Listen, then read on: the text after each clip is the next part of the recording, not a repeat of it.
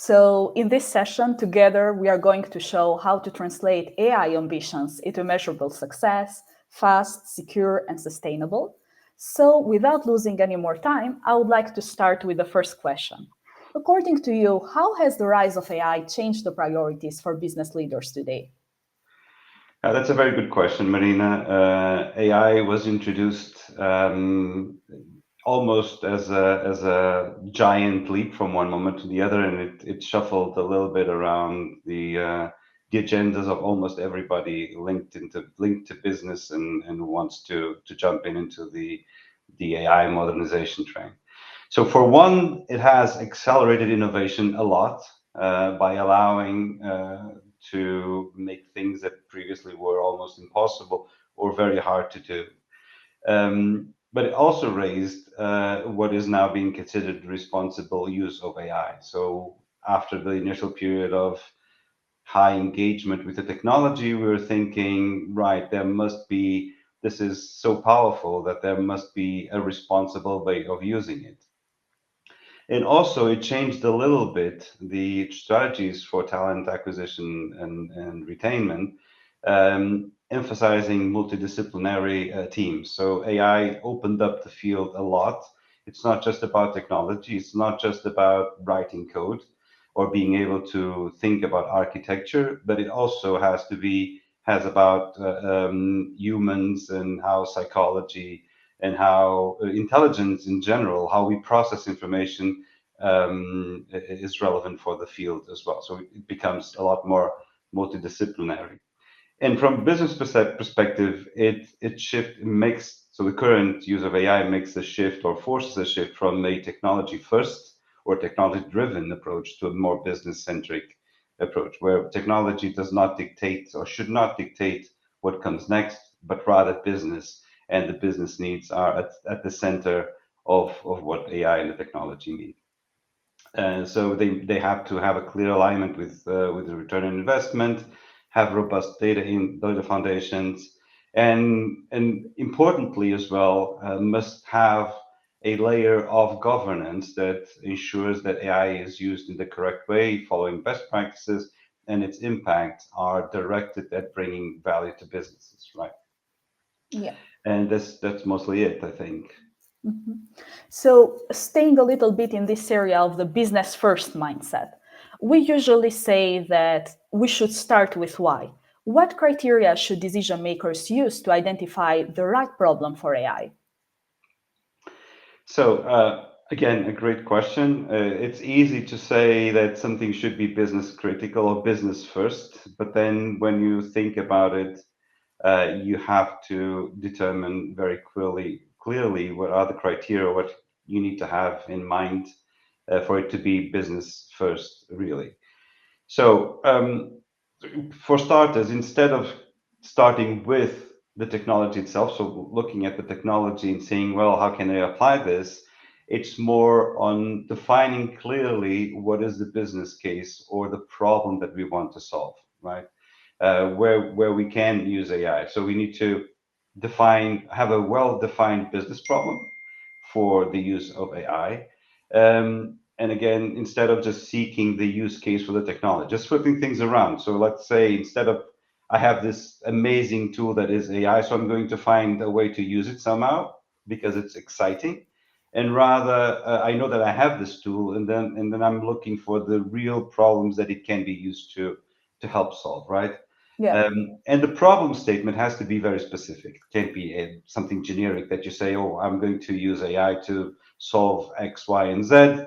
It has to be very specific, describe the challenge that you're facing currently that you think it can be solved with AI or help with AI, define the impact parties and the success criteria. So all of these things are extremely important for it to be a business first use of the technology. Yeah. And and this is a lot what's the core of this concern has to be in alignment with the strategy of the organization itself as well. So it can't just be something that's suddenly picked out of the blue in terms of inventing a business case as well. Has to be aligned with the companies and the business strategy. Um, And then there are some technical aspects that need to be taken into account, which will go probably further along. As to we have to ensure that we have the right data to feed the AI models, that we have the correct governance, and that we have a very well-defined prioritization matrix, that we ensure that the right problems are addressed with this technology at the right time, right? So this kind of if you manage to apply all of these, and it's not easy because the traction of AI at this point in time is so enormous that it's very easy to fall into the trap of using just the technology without having these business cases well defined. So if you have these well defined and if you follow this strategy, then you kind of find a correct way to use AI in a way that it actually brings value and helps solve your business problems. Yeah. So, according to your experience, can you share with us a specific example of an AI use case that seems to have delivered a genuine competitive edge versus just like a nice to have feature? Do you Yeah. have such example? Yeah. Oh yeah, absolutely. I mean, there are actually plenty examples already, fortunately. But unfortunately, we're also plagued with a lot of users of AI, which is it's just for the show of using AI without a clear business case. One one example where AI has made a tremendous and is still making a tremendous inroads in terms of delivering true value is in fraud detection in financial services, for instance. Mhm. This is something that has been done in a more or less automated way for a long time already. We have had products and companies that are experienced in this type of services, but so and there was always a kind of a delay between the financial transaction itself or the service that's been provided and then detecting fraud. Fraud detection typically ends up being an afterthought, not an afterthought in the sense that it's not being considered at first, but at least when I have the opportunity to apply all of the mechanics and analysis for fraud detection, the transaction already happened, right? So it's almost always looking back at was what was done and trying to define whether or trying to find whether there were patterns that identify potential fraud and misuse of money or financial information.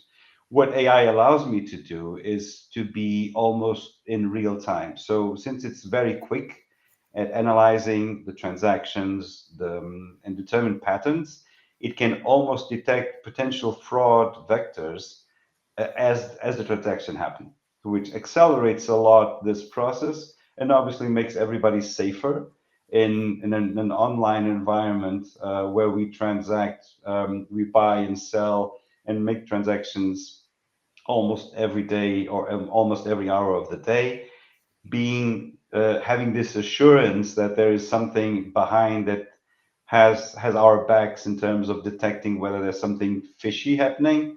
With the use of AI is a great example of how this the technology can bring true value both to the business and also to the communities and the people they serve, because everybody feels safer online knowing that this exists and it's helping them to keep them safe. And exactly when we are in this part of the feasibility and readiness of a use case, once you find a good use case, how do you check if the data and technology are ready? Yeah, that's a phenomenal question. That's probably the where many implementations and many initiatives fail, because again we need to have a structured approach to this. And I would say that there are three main areas or main vectors of analysis. One is data assessment, the other one is technology assessment, and the other one, the final one, is organizational readiness. So from a data standpoint, we know that AI works on huge amounts of data. And so for this, we have to make sure that a couple of things happen. For one, availability, that I have the data readily available to be used in our AI models and on our AI solutions, right? That it can be accessed, that it covers the necessary scope and time period that I want to use for my AI solution. So it's not It's irrelevant or of no use that I have, or I'm trying to do an AI solution if I don't have the real data or the relevant data for what I want to achieve. And the next one is a really important one, and one that is plaguing many implementations and projects in AI, which is data quality. So many organizations have lots of data. They know how to access it. They have it, but then it's not structured enough to be used in a way that makes sense for an AI model. So it has to be accurate, it has to be consistent, and it has to be free from, at least significantly from errors or gaps. So, and a lot of work in the AI field comes down to this, making sure that data has enough, the necessary quality for the AI for the project. Because if you don't, it's like the that saying, when you feed crap to a system, or data that is crap to a system, then that's what you get back, right? So it doesn't have the quality. The outcome is going to be a mirror of what gets into the system. Then, since AI works on a lot of data, it has to be volume and variety. So we have to have enough data and that it touches all the necessary data points for use in the project. So it has to be a significant value, otherwise patterns can't be found, and the model itself will fail in terms of learning what we want it to learn. And then finally, still in the data assessment, we have to have lineage and governance of the data. So we need to understand Yeah. when we have so all of these, from all of the process, I need to know where my data come from, that I have enough of it, and then it has enough quality. But then I have to make sure that I understand where it comes from, because all these systems tend to be dynamic. And if I don't know where the data comes from, and there's a failure somewhere around in the future, I can't really trace it back to where I need to fix the problem, right? So lineage, so understanding all of the transformation that data goes through before it's fed into the system, and also having a clear governance stating who has the ability and the permission to affect these data pipelines is extremely relevant for a good AI solution. Now, on the technology assessment side, so we have to have the infrastructure, whether it's in on-prem or cloud, we have to have access to the necessary infrastructure. And we know that AI solutions consume a lot of memory, space, energy. So we have to have that infrastructure. We have to have also the platforms and tools that are needed to implement the solutions. So there are plenty, be that the models, be that the languages that we use, they need to be also available. The deployment pipelines, how we're going to deploy the solutions, all of these things, have to be also clearly understood and defined. And then integration is also a technology challenge in the way where the AI solution has to be integrated with the rest of the business systems. If it's not, then it just becomes something on the side, which you can use from time to time, but the value it delivers is so much more if it's almost transparently integrated with the remaining systems that the business is using. So it just feeds and is part of the ecosystem that's being used for the system services. So finally, in terms of readiness for the organization itself, I mentioned this before, so there's a focus on talent. We have to have the right talent, and it has to be multidisciplinary and covering a lot of different domains, from data engineering, data science, business acumen, and even technology driven. So all of these have to be part of the team that implements the solution. Yeah. And then you have to also have a strong culture and operating model that ensures that it is cross-functional, that collaboration happens across all the different valences of the team, and then that you have a very good change management process in place. So, because I mean, again, these are lots of different moving pieces at the same time. Data flows through a pipeline that has many transformation points. And if you don't have a clear and well set up change management system where you identify where changes are needed and where changes are made, again, to make sure that you have traceability and then you have the ability to clearly and quickly understand when you don't have the outcome that you expected, where the problem might lie, right? So that is, Yeah. those would say, what I would say are the main aspects that you need to take care in terms of being ready to implement an AI solution. Yeah, I really appreciate the fact that you mentioned some organizational capabilities that go beyond tech, such as talent, culture, operating model, because this seems as most critical when it comes to AI success, as a guarantee for that. Yeah. So, in another area more related to risk, compliance, and governance, how can companies build compliance and risk management into AI from the start?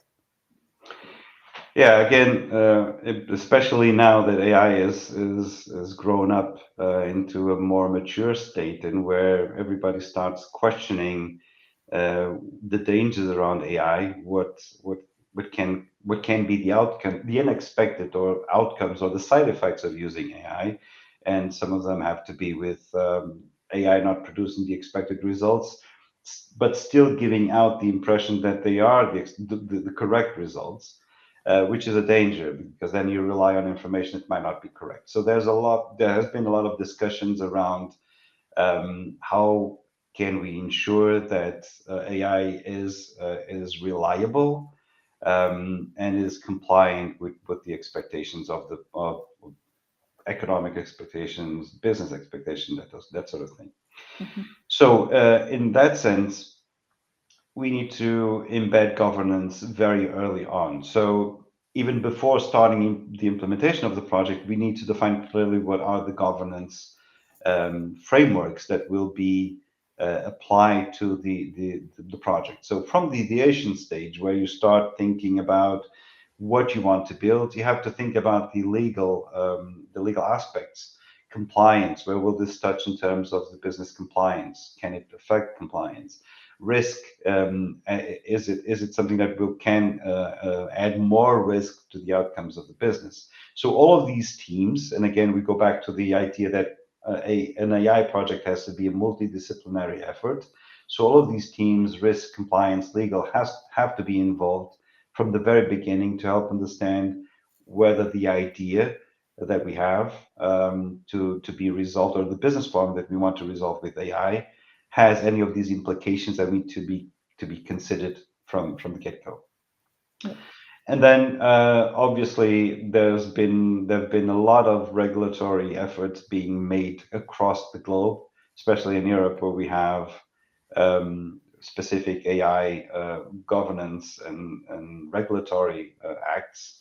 We need to, as is the example of the EU AI Act. So we need to make sure that what we are developing is aligned with those, and going back to what I was saying earlier, aligned to those regulations. So we need to make sure that it is compliant with the EU AI Act, so that it is responsive, that it's transparent, that it's traceable. Can understand the model and the outcomes, can explain them in a way. It has to be compliant with GDPR. So we have to consider all of these things also in terms of the development itself. Not use data that is not clear to be used by the customers, that we can't access or use it to train the model. So all of these things have to be taken into account. Yeah. And especially we have to be very careful and from the get-go look at which data we use, make sure that protected data is being protected eventually and effectively, and that we have a data impact assessment. So this is done as we move along. So we look at the data we use, we make sure that it is compliant with the regulation, and then we do this continuously as we build the system, right? Yeah. So and additionally, so we have to as well, and again, to be aligned with regulation, we have to make it explainable and auditable. So the AI model needs to be something that we can explain how it came to a conclusion.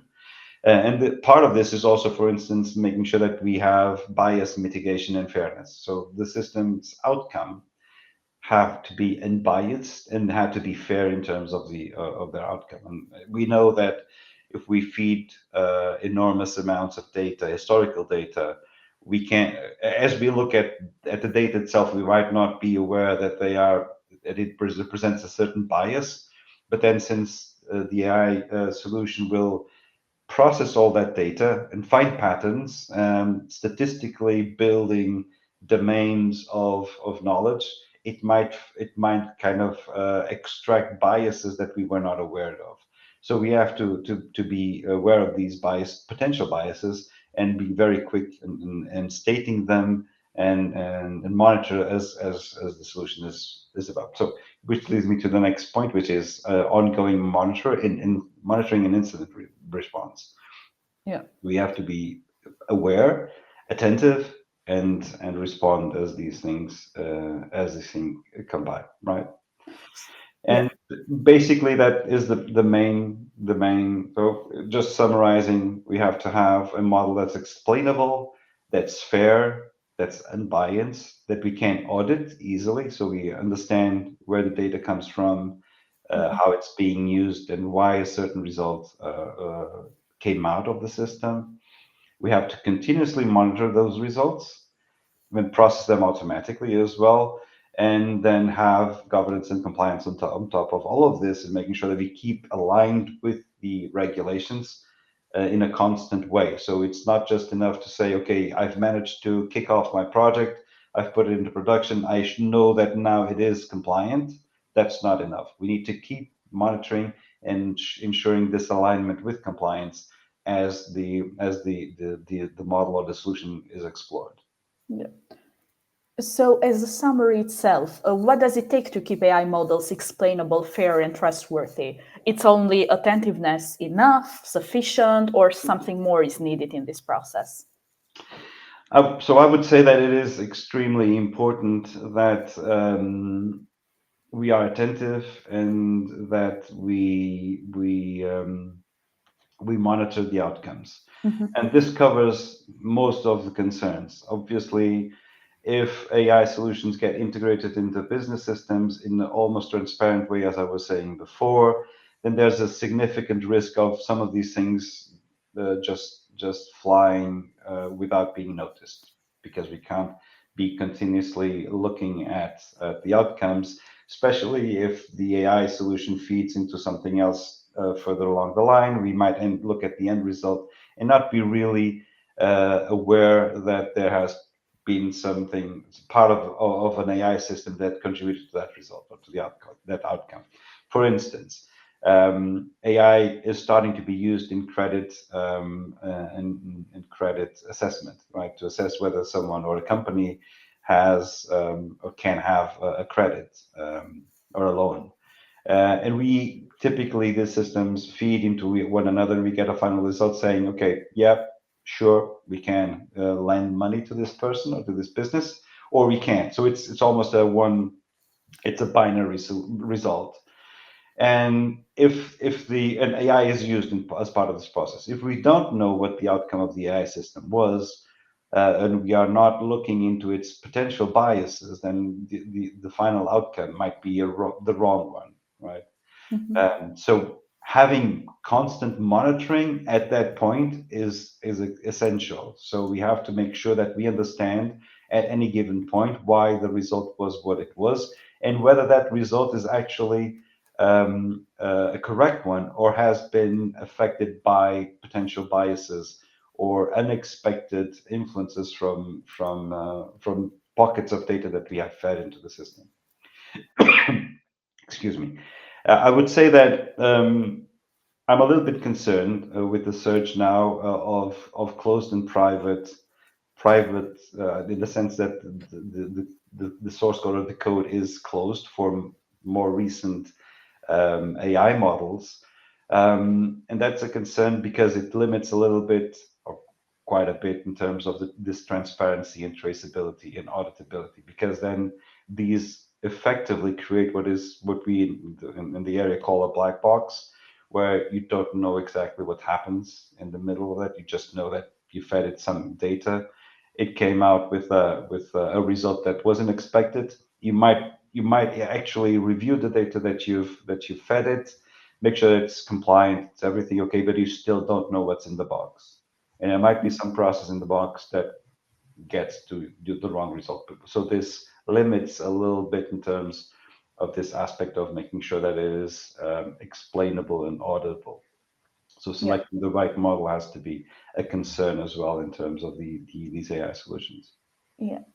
So before we continue with the last part of our interview, I would like to ask you a question that has come to the chat. How do you handle the lack of repetitive outcome of AI? This is a question made by Pedro Durero. So if you have an answer for this one, we would be very happy to hear Yeah. it. So if I understand the question correctly, we're thinking about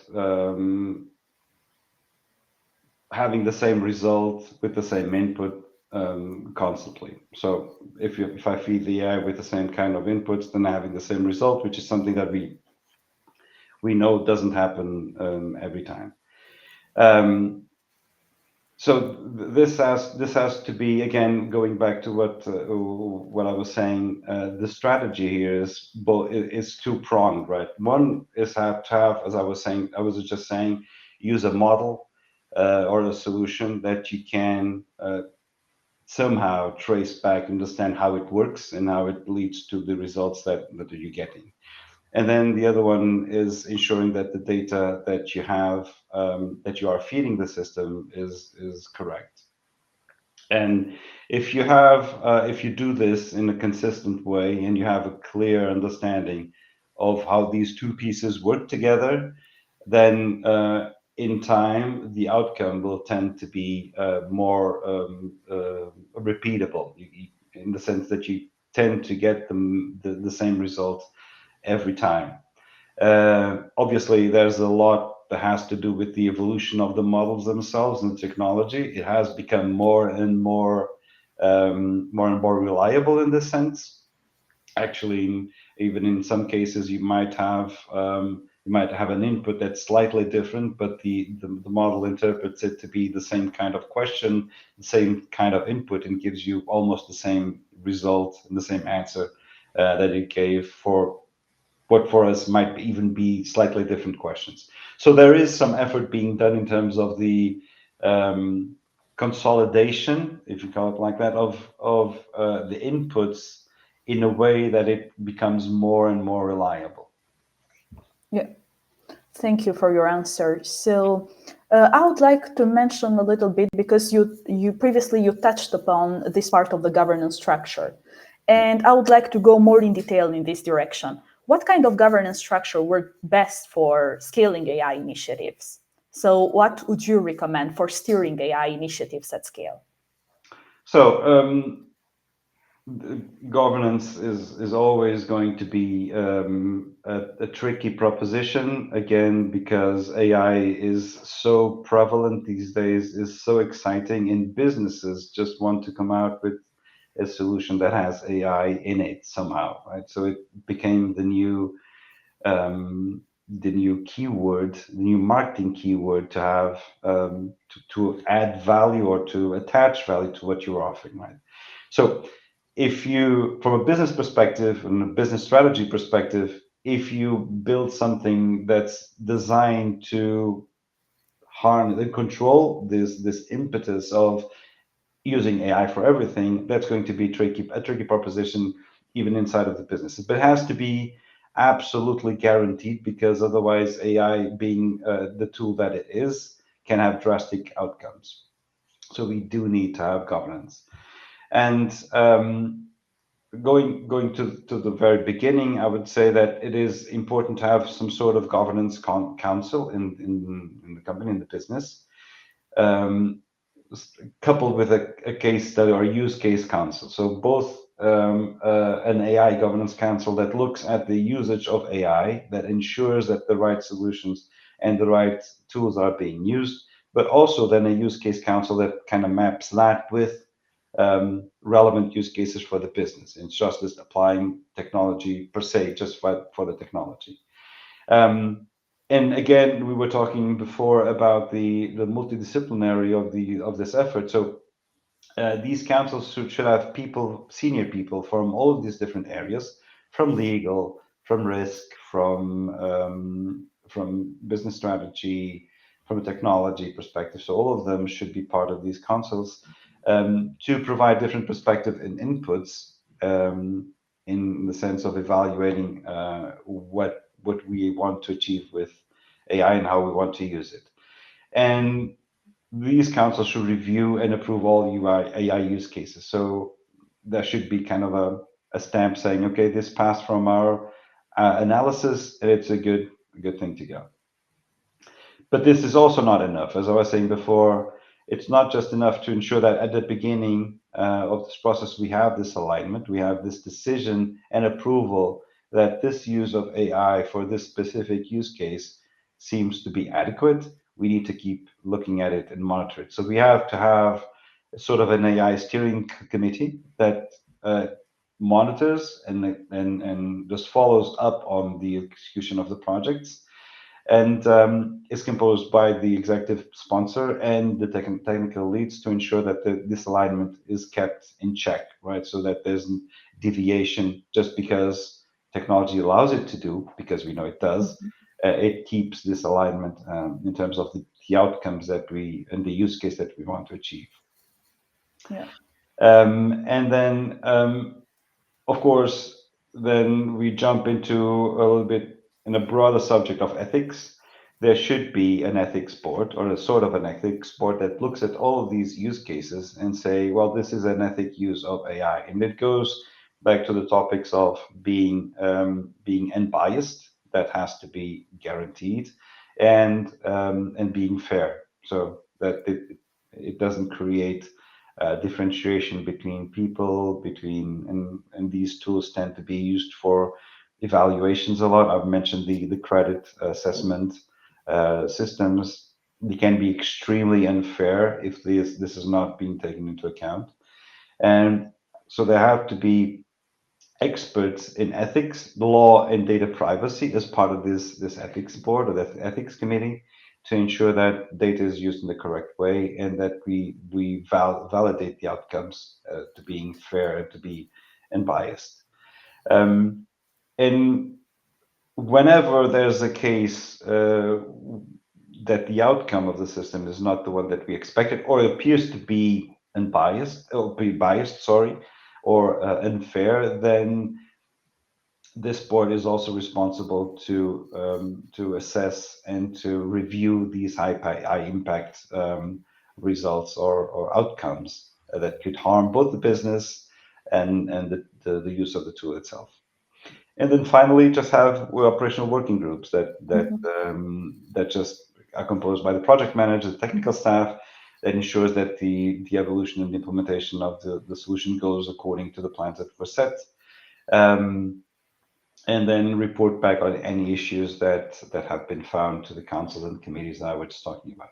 So in summary, having an overall AI use case council, an AI that determines the criteria and whether the use of AI makes sense or not, a steering committee that follows up and accompanies the execution of the project to ensure that this alignment continues, an ethics board that ensures that the solutions is unbiased and it is fair, and then just the operational work groups that keep tabs on what's being built in accordance to what the councils and all of these boards have determined.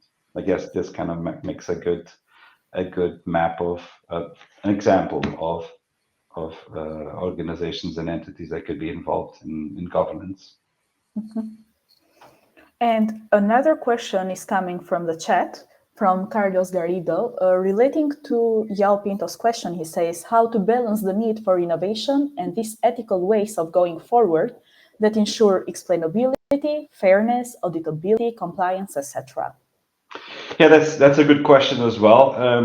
And I was meaning to talk about that, so it's a good point as any to bring that in. So it has to be a balance, and I don't also want to convey the message that you can't use AI or any sort of new technology unless it doesn't fulfill a specific business case, because we know that AI and technology in general creates business cases by themselves. So sometimes you looking at the technology itself, we can determine and find that it creates an opportunity for the development of a business use case. And by that, it kind of starts, it's technology driven in this case, but still goes direct to a business case that makes sense for the business. It's not just something that implies a redirection of the strategic thinking of the company or of the business. But yes, still looking at the technology itself can create drive enough to create to build a business case or a use case that makes sense. Still, in all of these, even if the drive starts from the technology in the specific cases and it's more driven by innovation, we can't help and we can't avoid having all of these further down the line controls to ensure that it still is ethical, it still is observable and traceable, it still is auditable, right? Mhm. Because in the end, um, these AI solutions have to be human centric as well. And in the sense that they can have an enormous impact on humans, we need to make sure that these impacts are known and are controlled in a way. So Yeah. whether they are from the ground up from the business side, whether they are from top down from the technology side, they have to go through this pipeline. Yeah. And also, one final question I would say before we go to the closing of this session. What final advice would you give leaders starting their AI journey? Or not only limited to those that are already starting with it, but also to those that have already embarked, and what could be an advice on their next AI use case evaluation? Yeah. Okay. So a very good question as well. It's easy to get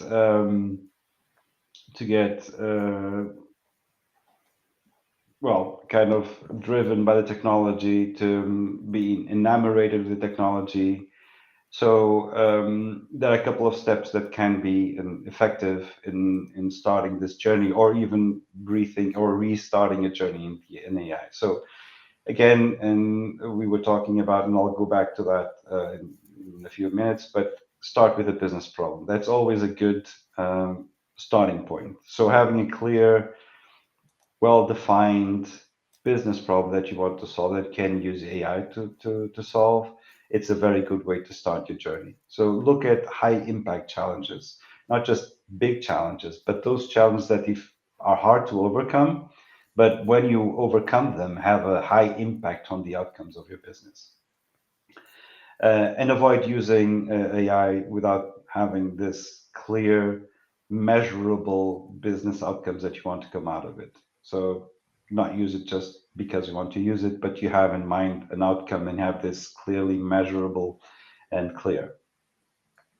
So, and then assess feasibility very early. Yeah. Don't just go ahead if you don't, then you don't have the resources, you don't have the talent, you don't have the organizational readiness that we already covered is needed to ensure a successful use of AI. Otherwise, it just gets up a half-baked solution that doesn't really serve anyone. It's just an exercise in futility without an actual value delivery to the business. I have to evaluate data quality, the technology readiness that you have, organizational capabilities. And then you can have a simple classification matrix or scoring matrix where you say, okay, I want to implement this. Am I ready? Do I have the right technology? And at the end, have the outcome that helps you decide whether you can go through that solution or not. Yeah. Embed governance, as we were saying, governance and compliance from the very beginning.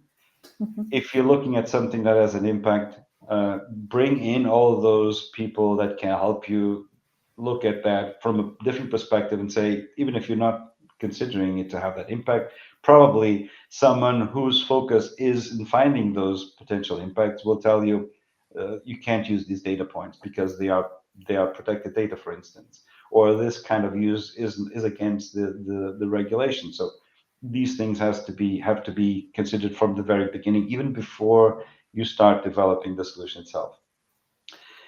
prioritize very quick wins and strategic bets. So again, go after the high impact, but also the things that you can quickly implement and have quick results, because those feed into the business itself.